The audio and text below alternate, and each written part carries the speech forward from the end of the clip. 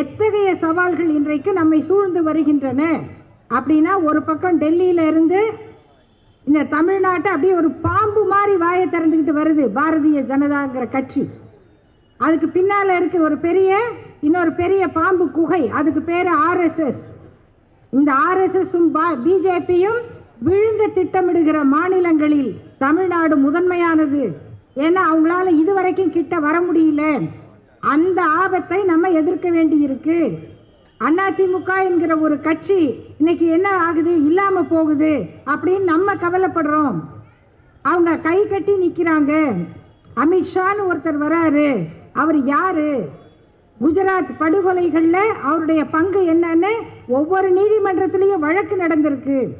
அவ்வளவு படுகொலைகளை நிகழ்த்துவதில் புகழ்பெற்றவராக அவரோட பேரு பல பத்திரிகைகளில் இடம்பெற்றது. கலவரங்களை நடத்துவதற்கு திட்டமிடுவது தான் அவங்களோட வேலை. அவங்க இன்னைக்கு எதுக்கு தமிழ்நாட்டை சுற்றி கொண்டிருக்கிறார்கள்? நம்ம யோசிக்க வேண்டாமா? நம்ம ஊருக்கு யார் வர்றாங்க, யார் சுற்றி வராங்க? திடீர்னு சொல்கிறாங்களே, ஏம்மா புள்ள பிடிக்கிற கூட்டம் வருது, பிள்ளைங்களை பத்திரமா வச்சுக்கங்க அப்படின்னு சொல்கிறாங்கல்ல. இது கலவர கூட்டம் வருதே.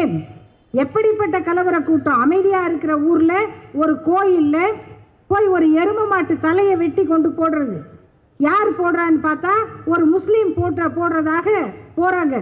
பிடிச்ச ஆளை பார்த்தா அவர் முஸ்லீம் இல்லை, இந்த கலவர கும்பலால் தயாரிக்கப்பட்ட ஒரு ஆள். ஒரு கோயிலில், கோயம்புத்தூரில் ஒரு பரதா போட்ட பெண் போய் ஒரு கோயிலில் ஒரு கறியை வீசிட்டு போகிறாங்க. அந்த பொண்ணை பிடிச்சி பார்த்தா அது பொண்ணே இல்லை, ஆம்பளை, இந்த கலவர கும்பலை சேர்ந்த ஆள். அப்போ இவங்க நோக்கம் என்ன? எதுக்கு இங்கே உள்ள வராங்க? என்ன திட்டமிடுறாங்க? இந்த நாட்டில் நாம் எப்படி அமைதியாக இருக்கிறோம்?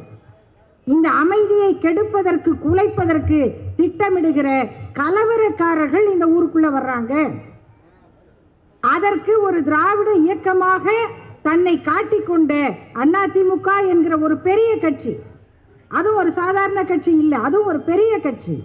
அந்த கட்சி இன்றைக்கு அவர்களுடைய கைப்பிடியில் கரைஞ்சிக்கிட்டு இருக்கு, காணாமல் போகுது. அப்படிங்கும் போது நம்முடைய கவலை அதிமுக என்கிற கட்சியை பற்றியது அல்ல, தமிழ்நாட்டினுடைய எதிர்காலத்தை பற்றியது. 5000 6000 ஆண்டு கால வரலாறு இதுவரைக்கும் கண்டறியப்பட்டிருக்கிறது. அதுக்கு முன்னாலும் இருக்கலாம். ஒவ்வொரு இலக்கியமும் இலக்கணமும் 3000 ஆண்டுக்கு முற்பட்டது என்று இன்றைக்கு சொல்லுகிறார்கள்.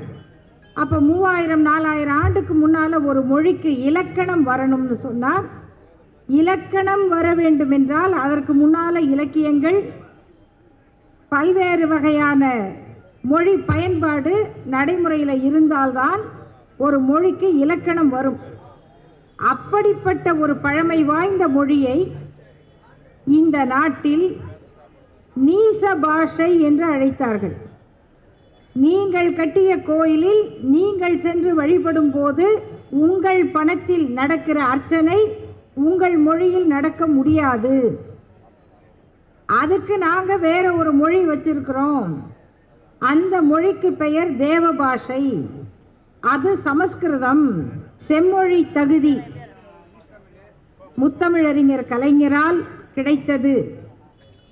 இப்படி நாம் சொன்ன உடனே தமிழ்நாட்டில் சில புதிய அறிவுஜீவிகள் ஒரு கேள்வியை எழுப்புவார்கள். அது என்னவென்றால், கலைஞருக்கு முன்னால் தமிழ் செம்மொழி இல்லையா? உங்கள் அம்மாவுக்கே நீங்கள் தான் பேர் வச்சிங்களா? நீங்கள் அம்மான்னு கூப்பிடுறதுக்கு முன்னாடி அவங்களுக்கு பேர் இல்லையா? இப்படியான சில கேள்விகள் எழுப்பப்படுகின்றன. தமிழ் செம்மொழி என்பதற்கு உலகத்தில் யாரும் சொல்லி தெரிந்து கொள்ள வேண்டிய அவசியம் இல்லை. அது நம்முடைய தாய்மொழி. 5000 6000 ஆண்டு கால வரலாறு இதுவரைக்கும் கண்டறியப்பட்டிருக்கிறது. அதுக்கு முன்னாலும் இருக்கலாம். ஒவ்வொரு இலக்கியமும் இலக்கணமும் 3000 ஆண்டுக்கு முற்பட்டது என்று இன்றைக்கு சொல்லுகிறார்கள். அப்போ 3000 4000 ஆண்டுக்கு முன்னால் ஒரு மொழிக்கு இலக்கணம் வரணும்னு சொன்னால், இலக்கணம் வர வேண்டும் என்றால் அதற்கு முன்னால் இலக்கியங்கள், பல்வேறு வகையான மொழி பயன்பாடு நடைமுறையில் இருந்தால்தான் ஒரு மொழிக்கு இலக்கணம் வரும். அப்படிப்பட்ட ஒரு பழமை வாய்ந்த மொழியை இந்த நாட்டில் நீச பாஷை என்று அழைத்தார்கள். நீங்கள் வீட்டில் பேசிக்கொள்ளலாம், படித்து கொள்ளலாம், ஆனால் உங்களுடைய வீட்டில் உங்கள் குடும்பத்து நிகழ்ச்சியில் அந்த நிகழ்ச்சியை நடத்துகிற மந்திரத்தை சொல்லுவதற்கு தாய்மொழிக்கு தகுதியில்லை. நீங்கள் கட்டிய கோயிலில் நீங்கள் சென்று வழிபடும் போது உங்கள் பணத்தில் நடக்கிற அர்ச்சனை உங்கள் மொழியில் நடக்க முடியாது. அதுக்கு நாங்கள் வேற ஒரு மொழி வச்சிருக்கிறோம். அந்த மொழிக்கு பெயர் தேவபாஷை. அது சமஸ்கிருதம். அதுதான் உலகத்தில் பழமையான மொழி என்று கதை விடுகிறவர்கள் இப்போதும் தமிழ்நாட்டில் இருக்கிறார்கள். இவ்வளவு உயர்வு பெற்ற மொழியை, பழமை வாய்ந்த மொழியை, பெருமைக்குரிய நம் தாய்மொழியை நீச பாஷை என்று அவமானப்படுத்திய நாட்டில் 1918ஆம் ஆண்டு தமிழ்நாட்டிலே நடைபெற்ற நீதி கட்சி மாநாட்டில் தீர்மானம் நிறைவேற்றினார்கள். தமிழ் மொழியை செம்மொழி என்று அறிவிக்க வேண்டும். யார் தீர்மானம் போட்டது? நீதி கட்சி. எந்த ஆண்டு? 1918. அப்போ யார் ஆட்சியில் இருந்தார்கள்? ஆங்கிலேயர்கள். அந்த காலத்திலேயே தமிழ் மொழியை செம்மொழி என்று அறிவிக்க வேண்டும் என்ற தீர்மானத்தை திராவிட இயக்கத்தின் முன்னோடியான நீதி கட்சி நிறைவேற்றியது. இந்த தமிழ்நாட்டுக்கு தமிழ்நாடு என்று பெயர் வைக்க வேண்டும் என்று முதலில் தீர்மானம் போட்டவர் தந்தை பெரியார். இதெல்லாம் அப்போ மற்றவங்களுக்கு முத்தமிழ் காவலர்கள் எல்லாம் கூட நினைக்காத காலம். இந்த தமிழ்நாட்டு எல்லையை காத்த மாப்போசி என்று சொல்லுகிறோமே, அப்படிப்பட்டவர்கள் எல்லாம் இப்படிப்பட்ட ஒரு கோரிக்கையை கூட வைக்காத காலம். அன்றைக்கு தமிழ்நாடு தமிழருக்கே என்றும் இதற்கு தமிழ்நாடு என்று பெயர் வைக்க வேண்டும் என்றும் பேசியவர் தந்தை பெரியார். அவருக்கு பிறகு விருதுநகரில் சங்கரலிங்க நாடார் என்ற தியாகி, சங்கரலிங்கனார் என்று நாம் மரியாதையோடு அழைக்கிறோம். அவருடைய பெயர் அடையாளத்துக்காக குறிப்பிட்டேன். தமிழ்நாட்டுக்கு தமிழ்நாடு என்று பெயர் வைக்க வேண்டும், மெட்ராஸ் ஸ்டேட்னு இருக்கக்கூடாது என்பதற்காக உண்ணாவிரதம் இருந்து உயிர் துறந்தார். அவர் சாகும் பொழுது அவருடைய இறுதி காலகட்டத்தில் அவரை அன்றைக்கிருந்த தேச தியாகிகள் யாரும் போய் பார்க்கவில்லை. அவரை போய் பார்த்தவர் பேரறிஞர் அண்ணா. அந்த குடிசையில் உண்ணாவிரதம் இருந்த சங்கரலிங்க நாடாரை தேடி போய் மெலிந்து போன அவருடைய கைகளை பற்றி, ஐயா, உங்கள் உயிரை விட வேண்டுமா? உயிர் முக்கியமல்லவா? நாங்களெல்லாம் இருக்கிறோம், உங்கள் கோரிக்கையை நாங்கள் நிறைவேற்றுவோம், நீங்கள் உங்களுடைய உண்ணாவிரதத்தை முடிக்க வேண்டும் என்று அந்த காங்கிரஸ் தியாகியிடம் கேட்டவர் பேரறிஞர் அண்ணா. அவரை அன்றைக்கு காங்கிரஸ் கண்டுகொள்ளவில்லை, முதல்வராக இருந்த காமராஜர் கண்டுகொள்ளவில்லை, மற்ற யாரும் பொருட்படுத்தவில்லை. அது தேசவிரோத செயல் என்று அவர்கள் நினைத்தார்கள். இவையெல்லாம் நடந்த இந்த நாட்டில் 1967ஆம் ஆண்டு பேரறிஞர் அண்ணா அவர்கள் ஆட்சிக்கு வந்து முதல்வராகி திராவிட முன்னேற்றக் கழகம் ஆட்சியை பெற்ற பிறகு 1918 இருந்து எழுப்பப்பட்ட அந்த கோரிக்கைகள், தமிழுக்கான சிறப்பு, இந்த மெட்ராஸ் ஸ்டேட் தமிழ்நாடு என்று பெயர் மாற்றப்பட்டது. அதற்கு பிறகு 30-40 ஆண்டுகள் கடந்து 2004ஆம் ஆண்டு கலைஞர் அவர்களுடைய முயற்சியால் அன்றைக்கு மத்திய அரசு, ஒன்றிய அரசு தமிழ் மொழி செம்மொழி என்று அறிவித்து அரசாணை வழங்கியது. தமிழ் மொழிதான் செம்மொழி. 2004 அரசாணை வழங்குகிற வரை சமஸ்கிருதம் செம்மொழி என்பதற்கு உத்தரவு கிடையாது. வேறு எந்த மொழியும் செம்மொழி என்பதற்கு அறிவிப்பு கிடையாது. 2004ஆம் ஆண்டு கலைஞர் அவர்கள் செம்மொழி என்ற அறிவிப்பை பெற்ற பிறகுதான் மற்ற மொழிக்காரர்கள் விழித்து பார்த்தார்கள். அது வரைக்கும் தமிழ்நாட்டில் சமஸ்கிருதத்தை வச்சு வண்டி ஓட்டிக்கிட்டு இருந்தவங்க கிளாசிக்கல் லாங்குவேஜ்னா அது சமஸ்கிருதம் தான் என்று சொன்னவர்கள் அப்போ தான் பார்த்தாங்க, அப்போ நம்ம சமஸ்கிருதத்துக்கு கிளாசிக்கல் லாங்குவேஜ் செம்மொழிங்கிற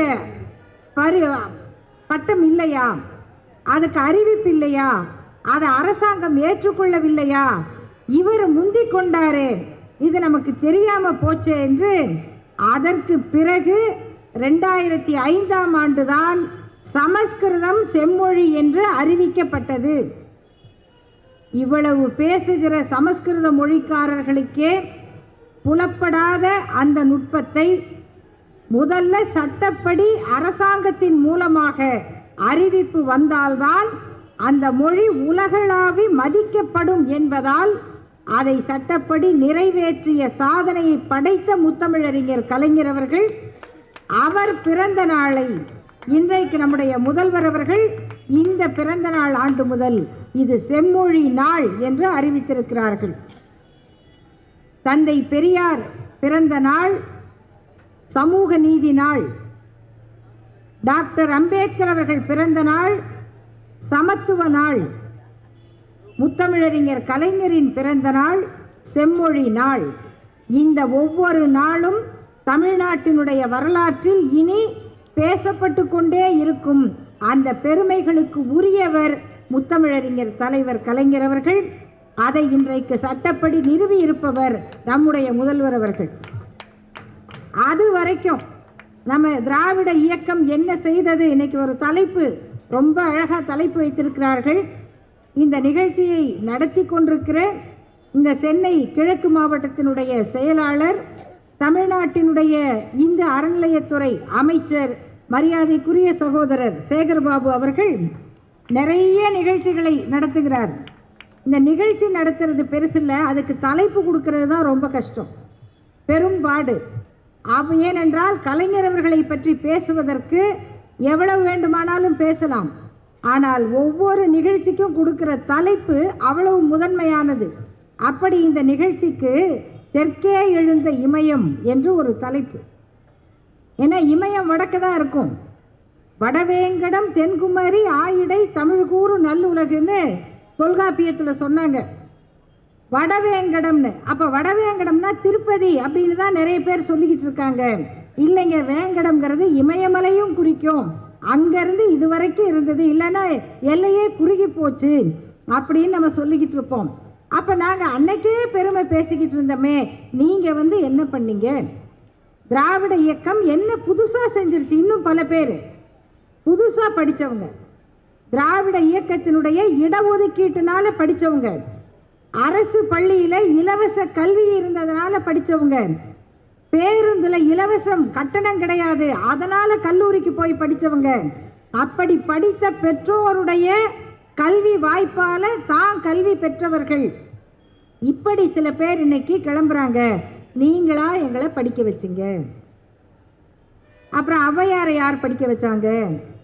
திருவள்ளுவரை யார் படிக்க வச்சாங்க? இந்த கேள்வியெல்லாம் இன்னைக்கு கேட்டுக்கிட்டு இருக்காங்க. திருவள்ளுவரை யார் படிக்க வச்சாங்க அப்படின்னு அவருக்கு தான் தெரியும்.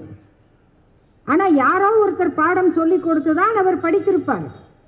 ஔவையாருக்கு யார் தமிழ் கற்றுக் கொடுத்தார்கள்? ஔவையாருக்கு தெரியும். ஆனால் நமக்கு என்ன கேள்வின்னா, திருவள்ளுவர் பேரன், திருவள்ளுவர் அப்படின்னு பேரே, வள்ளுவர் என்பது ஒரு ஜாதி பேரா இன்னைக்கு இருக்கு. வள்ளுவர் என்பது ஒரு ஜாதி பேர். அவருக்கு ஜோசியம் சொல்ல தெரியும், அவருக்கு பல மந்திரம் தெரியும், ஆனால் அவருக்கு பட்டப்படிப்பு கிடையாது, அவர் டாக்டர் ஆகலை. மருத்துவர்னு ஒரு ஜாதி, அதுக்கு பேரே மருத்துவர்னு வச்சாங்க. ஏன்? அந்த மருத்துவர் தான் அன்னைக்கு ஆப்ரேஷன் பண்ணார்.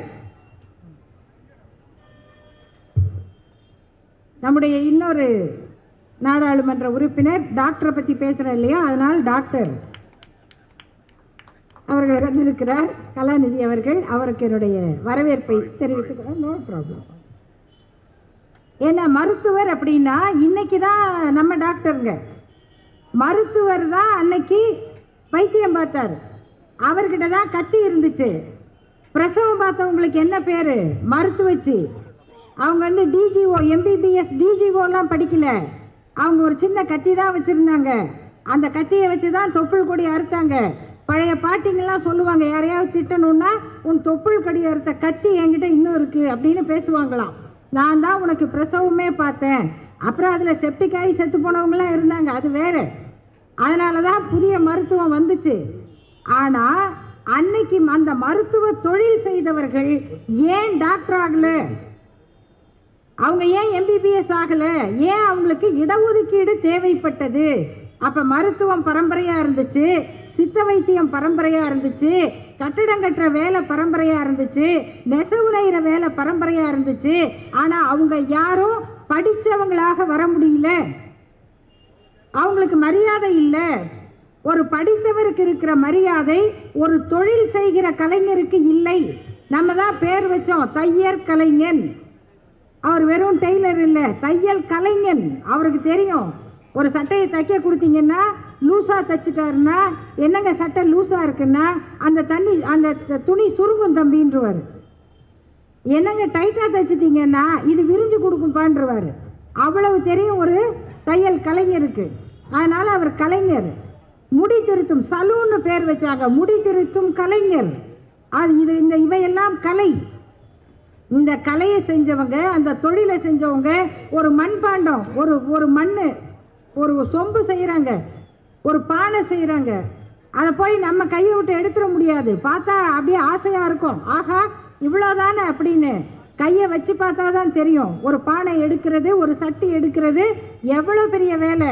நம்ம தெருமுனையில் நின்று ஏன் 5 ரூபாய்க்கு கொடுக்கக்கூடாதா, 10 ரூபாய்க்கு கொடுக்கக்கூடாதா அப்படின்னு கேட்கலாம். ஆனால் அந்த மண்ணை பிசைஞ்சு அதை சட்டியாக்கி பானையாக்கி மழையில் படாமல் குளிரில் இல்லாமல் வெயிலில் பதமாக காய வச்சு எடுத்துகிட்டு வந்து விற்கிறது ஒரு தொழில், ஒரு கலை. ஆனால் யாராவது குயவர் அப்படின்னு சொன்னாங்களா? இல்லை, குயவன். துணியை துவைச்சி கொடுக்குறவர் வண்ணான், இவன் செட்டி, இப்படி தான் பேர் வச்சுக்கிட்டு இருந்தாங்க. அவங்களுக்கு அருன்னு போட்டு மரியாதை கூட கிடையாது. அரு யார்? ஐயர், ஐயங்கார். ஏன்னா அவங்க செய்கிற வேலை தான் நாட்டுக்கே ரொம்ப முக்கியம். அவங்க ஸ்ட்ரைக் பண்ணாங்கன்னா ஒன்றுமே நடக்காது. இந்த வேலையெல்லாம் செய்கிறவனை மதிக்காத நாட்டில் கல்வியை தன் கையில் வைத்து கொண்டு ஒரு கூட்டம் மற்றவர்களை இழிவாக நடத்தியதை தட்டி கேட்பதற்கு வந்த ஒரு இயக்கம்தான் திராவிட இயக்கம். நீங்கள் இப்போ எல்லாரையும் பாட சொல்லுவாங்க. பெண்கள்லாம் கூடி காலங்காத்தால் பெண்கள்லாம் கூடி காலையில், அண்ணன் திருச்சியிலேருந்து வந்திருக்காரு, அவங்களுக்கு நல்லா தெரியும். இன்னைக்கு வரைக்கும் ஸ்ரீரங்கத்தில் பாடிக்கிட்டு போகிறாங்க, எல்லா ஊர்லேயும் பாடுவாங்க. அதுக்குன்னு ஒரு கூட்டம் இருக்குது. அவங்க எல்லாரையும் எழுப்புறாங்க, வந்து அம்பரம் ஊடறுத்து ஓங்கி உலகளந்த எம்பர் கோமானே எழுந்திராய், கொம்பனார்க்கெல்லாம் கொழுந்தே குலக்கொடியே எம்பெருமாட்டி யசோதா எழுந்திராய், இதெல்லாம் சொல்கிறாங்க. அம்பரமே சோரே தண்ணீரே அறம் செய்யும் எம்பெருமான் நந்தகோபாலா எழுந்திராய். யாரை போய் எழுப்பிக்கிட்டு இருக்காங்க? இந்த பொண்ணுங்கள்லாம் 5 மணிக்கு எழுந்திரிச்சு போய் சாமியெல்லாம் எழுப்புறாங்க. இதுதான் பெண்கள் வேலை அப்படின்னு சொன்னாங்க. யாருக்கு? பணம் படைத்த பெண்களுக்கு. அப்படி பாடிக்கிட்டு இருந்த பெண்களை பார்த்து, எம்மா கனகனவென்று மணி அடித்தது காது கேட்கலையா? பாப்பா காது கேட்கலையா? உன் கையில் சுவடி பையை எடுக்க நேரம் வாய்க்கலையா? பாப்பா நேரம் வாய்க்கலையா? தம்பி நேரம் வாய்க்கலையா? எந்திரி, பள்ளிக்கூடத்து மணி அடிச்சிருச்சு, நீ போய் சாமியை எழுப்பிக்கிட்டு இருக்காத, போய் பள்ளிக்கூடம் போய் படிப்பா அப்படின்னு சொன்னாங்க. யாரு? திராவிட இயக்கம். இதை சொன்னவர் தந்தை பெரியார், அதை சொன்னவர் பேரறிஞர் அண்ணா. அப்படி போய் படிக்கிறதுக்கு நமக்கு பள்ளிக்கூடங்களை கட்டி கொடுத்தவர் கலைஞர் அவர்கள். அதனால் இன்னைக்கு பெண்கள் படித்தாங்க. இன்னைக்கு நம்ம பொண்ணுங்களை நீங்கள் 4 மணிக்கு எந்திரிம்மா, பூஜைக்கு போகலாம், அம்மா எக்ஸாம் இருக்குமா, தொல்லை பண்ணாதம்மா, நாளைக்கு பரீட்சை இருக்குமா அப்படின்னு சொல்லிட்டு இன்னைக்கு பெண் குழந்தைகள் படிக்கிறாங்க. எல்லாம் நீங்கள் கும்பல் சேர்ந்து அழகென்ற சொல்லுக்கு முருகா பாடிக்கிட்டே இருந்தாங்க. முருகனை MABL படிக்க வச்சு மத்திய மந்திரி ஆக்கிறதுக்கான தகுதி கொடுத்தது யாருன்னா திராவிட இயக்கம் தான். நீங்கள் பாட்டு பாடின முருகன் இல்லை, இந்த திராவிட இயக்கம்தான் அதை படிக்க வச்சது. அதனால தான் நம்ம மேலே போனோம். எதுக்காக இடஒதுக்கீடு கொடுத்தாங்க? ஒவ்வொன்றும் கலைஞர் அவர்கள் ஆட்சியில் பிற்படுத்தப்பட்டோர்னா மிக பிற்படுத்தப்பட்டோர், அதில் இஸ்லாமியர்கள், அருந்ததியர், தாழ்த்தப்பட்டோர்னா அதுல அருந்ததியர். இவ்வளெல்லாம் பார்த்து பார்த்து பார்த்து கொடுத்தாரு. அதனால இவ்வளவு பேர் இன்னைக்கு படிச்சிருக்கோம், இவ்வளவு பேர் வேலைக்கு வந்திருக்கோம். இப்படிப்பட்ட சூழ்நிலையில இன்னைக்கு தமிழ்நாடு அரசு எத்தகைய சவால்களை எதிர்கொள்ளுகிறது, அதுதான் ரொம்ப முக்கியம். எத்தகைய சவால்கள் இன்றைக்கு நம்மை சூழ்ந்து வருகின்றன அப்படின்னா, ஒரு பக்கம் டெல்லியில இருந்து இந்த தமிழ்நாட்டை அப்படியே ஒரு பாம்பு மாதிரி வாயை திறந்துக்கிட்டு வருது பாரதிய ஜனதாங்கிற கட்சி. அதுக்கு பின்னால் இருக்கு ஒரு இன்னொரு பெரிய பாம்பு குகை, அதுக்கு பேர் ஆர்எஸ்எஸ். இந்த ஆர்எஸ்எஸும் பிஜேபியும் விழுங்க திட்டமிடுகிற மாநிலங்களில் தமிழ்நாடு முதன்மையானது. ஏன்னா அவங்களால இதுவரைக்கும் கிட்ட வர முடியல. அந்த ஆபத்தை நம்ம எதிர்க்க வேண்டி இருக்கு. அதிமுக என்கிற ஒரு கட்சி இன்னைக்கு என்ன ஆகுது, இல்லாம போகுது அப்படின்னு நம்ம கவலைப்படுறோம். அவங்க கை கட்டி நிற்கிறாங்க. அமித்ஷான்னு ஒருத்தர் வராரு. அவர் யாரு? குஜராத் படுகொலைகளில் அவருடைய பங்கு என்னன்னு ஒவ்வொரு நீதிமன்றத்திலையும் வழக்கு நடந்திருக்கு. அவ்வளவு படுகொலைகளை நிகழ்த்துவதில் புகழ்பெற்றவராக அவரோட பேரு பல பத்திரிகைகளில் இடம்பெற்றது. கலவரங்களை நடத்துவதற்கு திட்டமிடுவது தான் அவங்களோட வேலை. அவங்க இன்னைக்கு எதுக்கு தமிழ்நாட்டை சுற்றி கொண்டிருக்கிறார்கள்?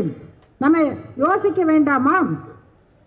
நம்ம ஊருக்கு யார் வர்றாங்க, யார் சுற்றி வராங்க? திடீர்னு சொல்கிறாங்களே, ஏம்மா புள்ள பிடிக்கிற கூட்டம் வருது, பிள்ளைங்களை பத்திரமா வச்சுக்கங்க அப்படின்னு சொல்கிறாங்கல்ல. இது கலவர கூட்டம் வருதே. எப்படிப்பட்ட கலவர கூட்டம்? அமைதியாக இருக்கிற ஊரில் ஒரு கோயிலில் போய் ஒரு எருமை மாட்டு தலையை வெட்டி கொண்டு போடுறது. யார் போடுறான்னு பார்த்தா ஒரு முஸ்லீம் போடுறதாக போகிறாங்க. பிடிச்ச ஆளை பார்த்தா அவர் முஸ்லீம் இல்லை, இந்த கலவர கும்பலால் தயாரிக்கப்பட்ட ஒரு ஆள். ஒரு கோயிலில், கோயம்புத்தூரில் ஒரு பரதா போட்ட பெண் போய் ஒரு கோயிலில் ஒரு கறியை வீசிட்டு போகிறாங்க. அந்த பொண்ணை பிடிச்சி பார்த்தா அது பொண்ணே இல்லை, ஆம்பளை, இந்த கலவர கும்பலை சேர்ந்த ஆள். அப்போ இவங்க நோக்கம் என்ன? எதுக்கு இங்கே உள்ள வராங்க? என்ன திட்டமிடுறாங்க? இந்த நாட்டில் நாம் எப்படி அமைதியாக இருக்கிறோம்? இந்த அமைதியை கெடுப்பதற்கு, குலைப்பதற்கு திட்டமிடுகிற கலவரக்காரர்கள் இந்த ஊருக்குள்ள வர்றாங்க. அதற்கு ஒரு திராவிட இயக்கமாக தன்னை காட்டிக்கொண்ட அதிமுக என்கிற ஒரு பெரிய கட்சி, அதுவும் ஒரு சாதாரண கட்சி இல்லை, அதுவும் ஒரு பெரிய கட்சி. அந்த கட்சி இன்றைக்கு அவர்களுடைய கைப்பிடியில் கரைஞ்சிக்கிட்டு இருக்கு, காணாமல் போகுது. அப்படிங்கும் போது நம்முடைய கவலை அதிமுக என்கிற கட்சியை பற்றியது அல்ல, தமிழ்நாட்டினுடைய எதிர்காலத்தை பற்றியது. ஆகவே இன்னைக்கு பார்க்குற எல்லாரும், நீங்கள் சகோதரிகளே நல்லா யோசிச்சு, நம்ம வேலை என்ன அப்படிங்கிறது வெறும் தேர்தல் மட்டும் அல்ல, அதுக்கு முன்னாலும் பின்னாலும் நடக்கிற இந்த பிரச்சாரங்களை நம்ம எதிர்கொள்ளணும். இந்து விரோதி, சனாதன விரோதி. சனாதன விரோதின்னா யார் சனாதன விரோதி? உங்கள் வீட்டில் பிள்ளைங்களுக்கு 10 வயசில் கல்யாணம் பண்ணுவீங்களாம்மா? வயசுக்கு வர்றதுக்கு முன்னாடி ஐயா நீங்கள் பண்ணுவீங்களா? வயசுக்கு வராத பிள்ளைக்கு கல்யாணம் பண்ணி வைக்கணும். பொம்பளை பிள்ளைக்கு 10 வயசுக்கு முன்னாடி, வயசுக்கு வர்றதுக்கு முன்னாடி கல்யாணம் பண்ணி வைக்கணும். கல்யாணம் பண்ணாட்டி நீங்கள் நரகத்துக்கு போயிடுவீங்கன்னு எழுதியிருக்கு. பரவாயில்லையா, நான் நரகத்துக்கு போனாலும் பரவாயில்ல, என் பிள்ளை பள்ளிக்கூடத்துக்கு போகணும் அப்படின்னு நினைக்கிற எல்லாரும் சனாதன விரோதிகள் தான். உங்கள் பொண்ணு கல்யாணம் பண்ணி வச்சிங்க, வீட்டுக்காரர் ஆக்சிடெண்ட்டில் செத்து போயிட்டாரு, அவ்வளோதான், அந்த பிள்ளைக்கு மொட்டையடிங்க, வீட்டுக்குள்ளே வைங்க, வெளியில் விடாதீங்க, ஜாக்கெட் போடக்கூடாது, இல்லைன்னா கூட போட்டு கொளுத்தி விட்டுறலாம் அப்படின்னு யாராவது சொன்னால் ஒத்துக்குவீங்களா? ஒத்துக்காத எல்லோரும் சனாதன விரோதிகள் தான். இதையெல்லாம் செய்ய சொல்கிறது தான் சனாதனம், அதை வளர்க்குறது தான் பிஜேபி, அதுக்காக இருக்கிறது தான் ஆர்எஸ்எஸ். அதை எதிர்க்கிற ஒரே இயக்கம் திராவிட இயக்கம் தான். இன்னைக்கு திராவிட இயக்கம்னா, திராவிடர் கழகம் என்பது தேர்தலுக்கு போகாத இயக்கம். தேர்தல் மூலமாக நின்று, ஆட்சி மூலமாக மக்களுக்கு சமத்துவத்தை கொடுக்கிற, கல்வியை கொடுக்கிற, வளர்ச்சியை கொடுக்கிற ஒரே இயக்கம் என்பது திராவிட முன்னேற்ற கழகம் தான். அதுக்கு இன்னைக்கு வேற மாற்று கிடையாது.